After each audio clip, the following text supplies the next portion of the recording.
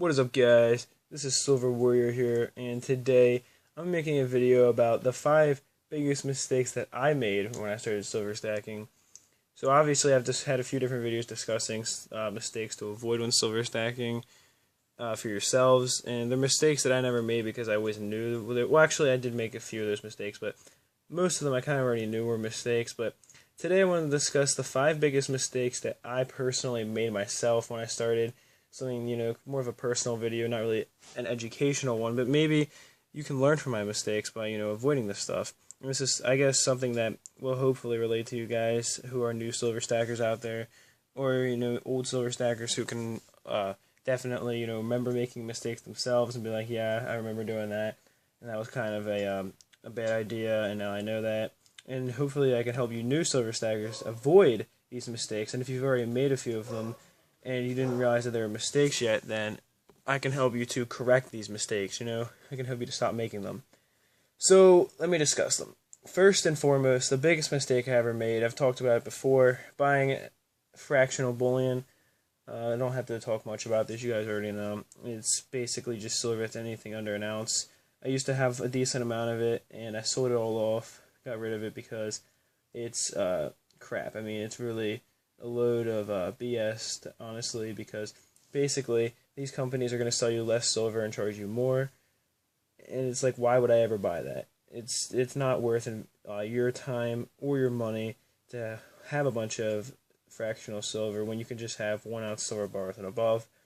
The premiums are, like I said, are ridiculous. And if you're thinking, well, I need that fractional stuff for an economic collapse, no, you don't. All you need is some junk silver coins, because of the fact that they are also fractional pieces, they're also under an ounce, and their premiums are way lower than fractional bullion. Now, another mistake that I first started making when I started stacking silver was buying individual US silver coins. And this is just the dumbest thing ever. This is just like fractional silver. When people sell mercury dimes for like $4, and they're worth, $1.85 or $1.70, whatever melt value is, it's so dumb, because obviously the person has to charge more because they have to pay for shipping and stuff. But why would you ever buy one mercury dime? It's like buying one wheat penny. Like, what? Unless it's a really valuable coin, you should never just buy one of it. Guys, it's dumb. You should always, my motto when you're buying junk silver, well, not even junk silver, but especially generic silvers, that you should at least order 5 ounces at a time, unless you're going to a coin store maybe, and maybe know the person, you can get a better deal. Other than that, I would always recommend ordering at least 5 ounces to make it worth your while. I've been trying to stick to 5 ounce bars. I'm going to be getting a lot of silver soon, because I'm selling a bunch of crap on eBay. Well, not crap, a bunch of coins on eBay, I should say. And, so I'm going to be expecting the money from that soon, and I'm getting a decent amount of bidding. And I will be making a large silver purchase with that. I'm going to take all the money and just get as much silver as I can with it, from, what I make. Besides, I have to leave a little bit of money in there just to cover the fees from selling, obviously. So, besides that money, though, I'm going to just spend it all in silver. And, so I will be ordering more soon. And I will definitely be, unboxing it for you guys. And I'll try to order, larger amounts just to show you. But yeah, I'm just going to be in some generic bullion, personally, and I'll show you guys, what an order should look like, at least, in the minimum. But I definitely would say, never order less than 5 ounces of silver if you're going to order generic, and never order, individual US silver coins, because it's a ripoff. Even if they're selling them from melt, what's the point? I mean, you're going to get one coin, oh, big whoop-de-doo, like, a mercury dime has like 1/10 of an ounce of silver in it around, so I mean, it's like ordering literally a 1/10 ounce of silver. Would you really be like, pumped up for ordering a 1/10 ounce silver round? Probably not. So definitely shouldn't really do that. You're gonna get ripped off, and it's just another way for people to scam you. And the third thing that I want to discuss, the third mistake that I made, was to buy from unreputable dealers. Now, this never came back in, really hurt me in the end. I got lucky that I never really got anything fake, but it was still a really bad idea when I was buying on eBay from really small sellers. buying silver from them. And I would order like 1 ounce of silver at a time. And a few times I bought from small people on there because I didn't know any better. And that could have really come back and hurt me. Now, all my silver bars, I did test, and they're, I weighed them, and I believe that they were all real.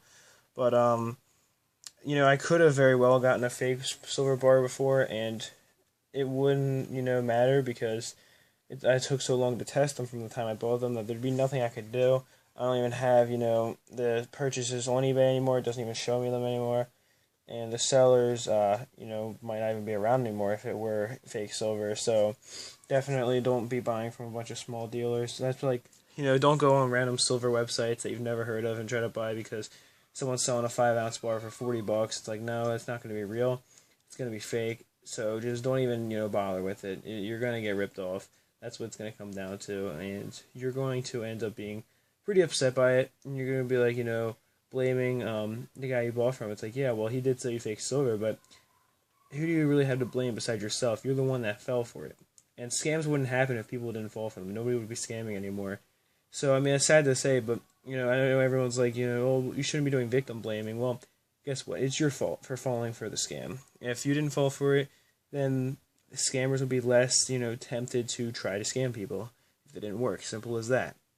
Now, the fourth mistake that I made was to buy coins, like valuable and numismatically valuable coins as buy it nows on eBay. And this is just a big mistake because of the simple fact that you could have gotten it cheaper than an auction. The coins always go cheaper in auctions than they do buy it nows. And unless it's generic silver bullion, you should always stick with auctions. Why? Because things go cheaper in auctions. You're actually getting, for one, auctions mean, even if the auction goes above what the coin's worth, it simply means that you're paying only as much as what anyone else is willing to pay for the coin by winning an auction, right? Maybe you're paying a tiny bit more, like 5 cents more or 50 cents more than whatever someone else is willing to pay, but auctions bring a much closer price to what the current market value of something actually is, due to the simple fact that, when you're buying in that auction, other people were willing to bid the item that high or that close to where you bid. So if people are willing to pay that much, then you can at least get 50 cents less than what you paid for the coin. And if it went for too little, you can auction off to the right people, the right market, and you can make a lot of money. Obviously I mentioned auctions before and how great they are, but nobody ever mentions the fact that if you're buying stuff in auctions, it means that you're paying what other people are willing to pay. That's not always a good thing because sometimes people are willing to pay way too much for silver, and you could never get that price normally, but at least that means that there's some people out there that are willing to pay that much for the item. And to buy it now, it could be $2 million for a single coin. No one obviously would be willing to pay that, but it's still out there.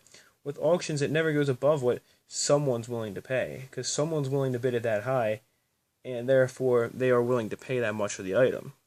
So you can kind of get, for one, you get an idea of just how much items are really worth to people, and for two, you get the fact that you're not paying insanely more of what someone else was willing to pay for the item, and for all they might be willing to pay that much for the item off of you, and you could at least break even if you had to, and if you auction it off to the right crowd, like I said, you could make a lot of money off of it. One time, like a Morgan silver dollar that I bought as a buy it now, and it's a nice coin, but it was not a $49 coin, I don't think, because that's how much I paid for it, and I don't even have it anymore, actually. I think I ended up, actually, no, I do still have it. I don't have any peace dollars anymore, I believe, but, anyway, I shouldn't have paid that much for the coin regardless, because of the simple fact that it's not worth as much as what I paid. I did definitely, because I bought it as a buy now from ATMEX. Big mistake, they overpriced pretty much everything that they have, especially their junk silver. Don't even look at that. And I definitely know I paid too much because it was from a big coin dealer. They gotta make some kind of money, right? So whatever they paid for it, that's how much I want to be paying. I don't want to be paying, because they act as a middleman, When you're buying from them, they have to make money, and they're only going to sell the coin at a price where they can make a profit. If you buy directly from someone else who has had the coin for 50 years and doesn't know that much about the value, then you're buying as if you were ATMEX. You can get the same kind of prices that they get when they buy the coins, and that can mean that you could be the one making a lot of money. You could be the middleman instead of making a big company the middleman, and make some money for yourself for once. So the fifth and final mistake that I definitely made when I was silver stacking was not knowing my stuff. And that might be a little bit disappointing. You guys might be thinking, well, wait, what's that supposed to mean? You didn't know what you were doing. Like, couldn't you say something like, about buying something wrong? Well, let me tell you what.